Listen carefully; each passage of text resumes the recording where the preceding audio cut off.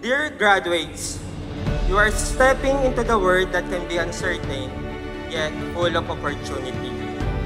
Sa mundong ito, hindi laging madali magsabi ng totoo.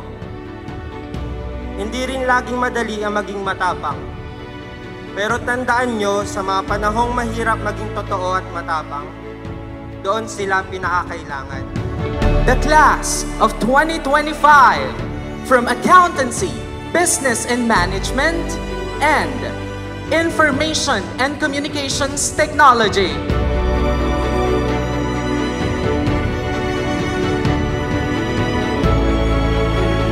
Ang diploma na matatanggap nyo ngayon ay hindi lamang papel.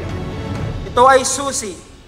Susi na kaya magbukas ng pinto, hindi lang para sa inyo, kundi para sa inyong pamilya, komunidad at sa mga susunod na henerasyon.